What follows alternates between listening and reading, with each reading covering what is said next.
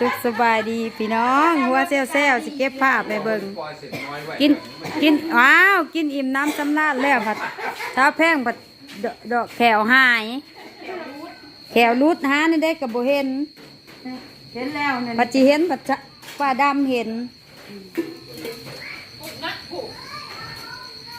พกมาหอบผิดนะเฮ้ยป้า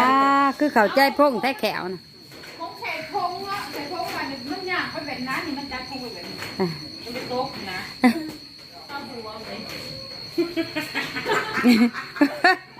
ยังก็เห็นมวยเห็น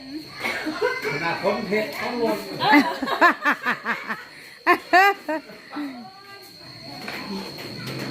เลยป้าโต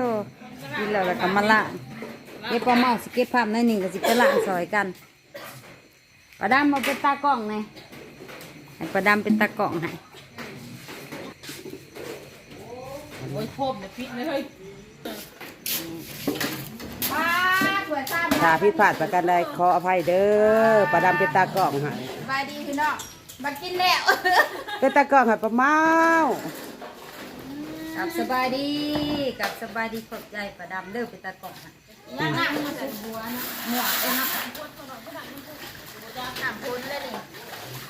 น่ะโต๊ะสีทำมือดำเลยเนาะญาติเขาหลินมาจักกินแล้วก็ล้างถ้วยล้างซ้ำเนาะน้องบูมปาลีแล้วก็ปลาเมาให้ปลาดำเป็นตากล้องให้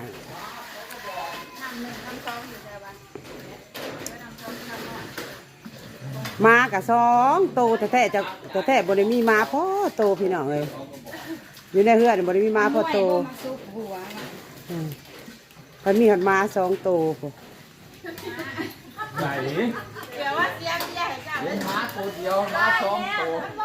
เฮ้ยตัวดำเลย เจ้าสิลงในกะเพราเจ้าสิลงกินหยังเสร็จบ่เว้ย เดี๋ยวยังหมดเดียวพวกมึงโน่นนี่แล้วนะเนี่ยเดี๋ยวมันเสีย เสียเบียร์ เอาไปงานหน้ามาวันนั้นรักมานี่อันนี้มาทำเหล็กยาวเอามาทำเด็กแล้วมากิน สิลงเบียร์กันเนี่ย มันมาคือมากินน้ำห้าวเขาได้เป็นปีแล้วอ่ะมากินเสาร์กินเวกกินแรงมาเสาร์นิ่งมาว่าทำเหล็กตื่นมาว่าคนชอบก็มาสิหมันใจเทียงเจ้าละทำเลยมาตอนนี้ก็คือแม่คือคอแนวนั่นไปทำเล่าว่าถ้าหายคนเบิดอันแม่ว่าสาวก็ได้ที่อ่ะกวันแจ้เราแบบนี้มันแล้วผมว่าบ้าทำเลยเกิดมันเสียเบียร์บอกทำเลยแล้วมันว่าสาวแล้วแล้วที่คนเบิดยังไงเลยก็จะเอาไปลงกระเพราไม่ไหวนะเดี๋ยวเลิกเบียร์บ่ มีดเทียงในเด้อตัวนี้ ทำแหล่กันมันว่าอยู่นะทำแหล่ว่าสิให้คนเบิด ได้นิดตัวล่างที่หายคนเบิดคือหนึ่งมาจาก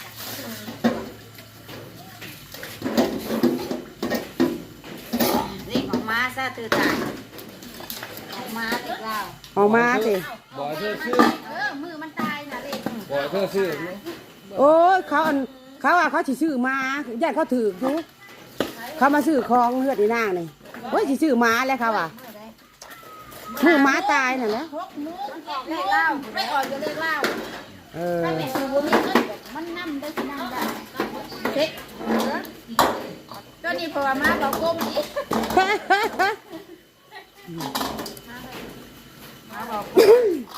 กูละว่าม้ากลมสะดอกม้าบ่าวกลม เขาเป่าเขาเป็นเจ้าที่อยู่เวลาโตนะมาตายมันจะต้องวัดที่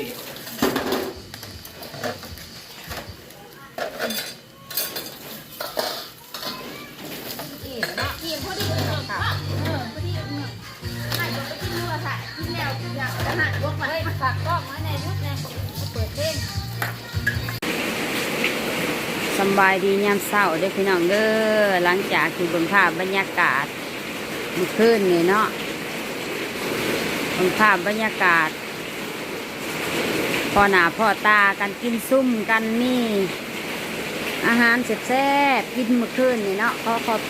คุณหลายๆเด้อทั้งป้าอีหลาเนาะที่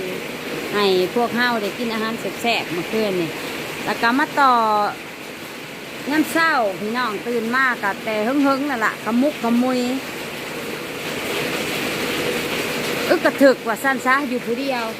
ป้าเมาว่าเสียจังได้ดีเนาะฝนกับสีเบิดแหละพอดีโชคดีพายุผัดมา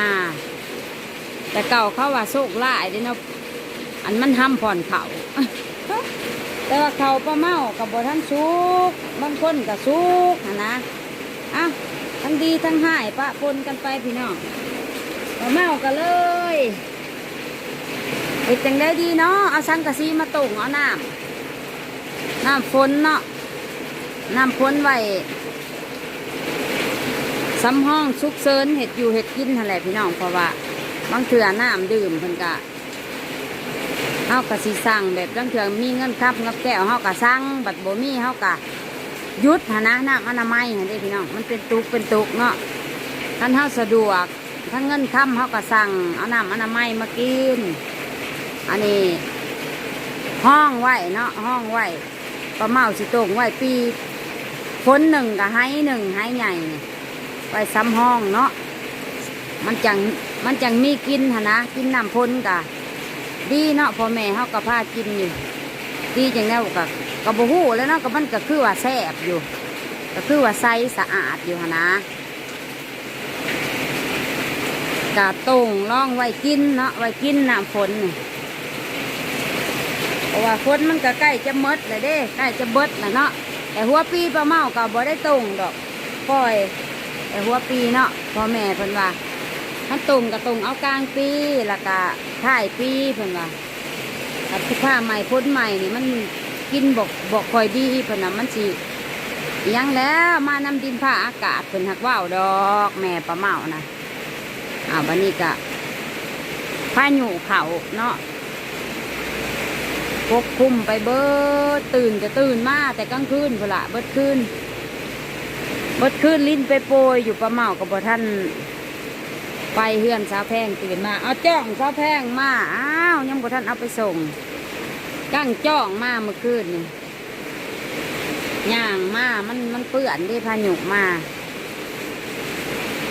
พายุพ้น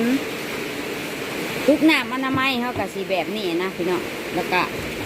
ยังบ่ลายเนาะยังดำตุกยังตุกกลัวนี่แหละพอมาออกก็เลยอ้าวคันแมนว่ามันบูมี่สิไปกินนะซ้ายว่าก็เลยคิดหาวิธีมาเอาสังกะสีนั่นนี่แล้วเนาะไปตุ่ม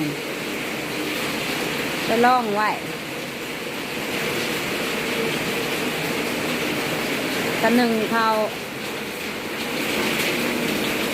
เป่าไฟว่าสั้นหนึ่งก็เอาถ่านดอกบ่ได้เป่าได้เปิดดอกว่าเอาไปซื้อเซอร์เดี๋ยวนี้บ่ได้ดังฟื้นคันดังฟื้นน่ะเป่าดังถ่านบ่ได้เป่าซักเสื้อผ้าโอ้ยอันนี้แล้วเพิ่นว่าดีอย่างเสียอย่างซักเสื้อผ้าว่านี่แบบพายุพ้นมาซ้ำสิเจ็กมือได้เลยสิแห้งแบบนี้สักมือเผื่อมันสิแห้งเนาะกระยามันก็ธรรมศาสตร์พี่น้องเลยปุ่นเบาติ่งเขาเมื่อให้เมื่อหน้าปุ่น2 รอบ 3 รอบแล้วตื่นมาเนี่ยไปติ่งหน้ามันไปให้หน้าแล้วเขาทีดำก่อนเนาะ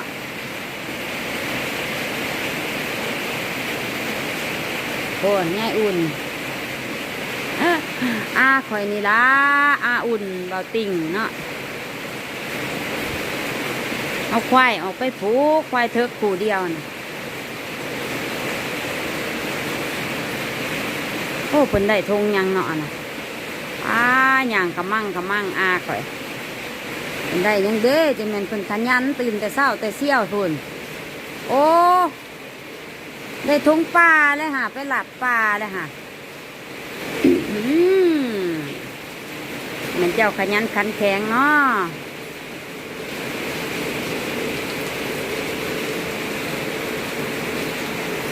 เป็นขยันแล้วเป็นมีปวนเผาเพื่อนเด้สาวหลังเผาเพื่อนก กับน้องดิวน้องกาฟิวกับบสบายพี่น้องเอ้ยช่วงนี้นะคนบสบายหลายแล้วหลังน้องกาฟิวบสบายนอนอยู่บ่เห็นกาฟิวแล่นเล่นเลยคนดื้อๆบ่เห็นฮอดแล่นเล่นมาฮอดนี่ป้าเมาสิพอปิดคลิปก่อนเนาะป้าเมาเอ้ยจะว่าเอาพี่สังค่ะสิวะกะเบิ่งจังหนึ่งกะมีสาระเนาะมีสาระว่าวิถีชีวิตบ้านนอกเฮาอยู่ง่ายกินง่ายมีประโยชน์สำหรับคนที่เพิ่นได้ดิบได้ดีลังเถื่อละกะตกถูกหั้นนะกะสิได้มีแห้งสู่เนาะว่าข้าเจ้าอยู่แบบนี้กินแบบนี้ก็ยังอยู่ได้แบบนั้นนะพี่น้องมันก็เป็นประโยชน์ได้คันเฮาเบิ่งให้เป็นประโยชน์เนาะคันเบิ่งบ่เป็นมันก็เป่าประโยชน์พี่น้องเรื่องเล่าแต่ละสิ่งละอย่างนะมันก็เป็นประโยชน์มีประโยชน์นี่น้ำพ้นนี่เนาะบางคนเพิ่นก็กินบ่ได้เพิ่นเคยกินอยู่สุขสนุกสุขสบายเนาะบางเถื่อกับตกถูกได้ยากน้ำก็มีได้สตาคนเฮามันบ่แน่นอนบาทบ่เป็นอันอยู่อันกินแล้วบาทนี่เนาะของบ่เคยถูกบัดมาเบิ่งคลิปเฮานี่มาเบิ่งคลิปป้าเมานี่โอ้เขาอยู่แบบนี้เนาะเขากินแบบนี้เนาะน่ะเขาก็ยังอยู่ได้ว่าซั่นแต่ยังมีหน้ายิ้มแย้มแจ่มใสมันก็เฮ็ดให้คนที่เพิ่นตกถูกนะมีกำลังจิตมีกำลังใจขึ้นมาว่าซั่นได้น้องเอ้ยเอาป้าเมาสิก็ปิดคลิปไว้ก่อนเด้อฝากกดติดตามกดไลค์กดแชร์ให้ส่งป้าเมาเนี่ยเนาะเพื่อเป็นกำลังใจได้ทำคลิปต่อๆไปอีกขอให้ทุกคนโชคดีมีความสุขเดินทางไปไสขอให้ตลอดปลอดภัยรักษาสุขภาพเนี่ยเด้อพี่น้องทุกคนสบายดีพอกันคลิปหน้า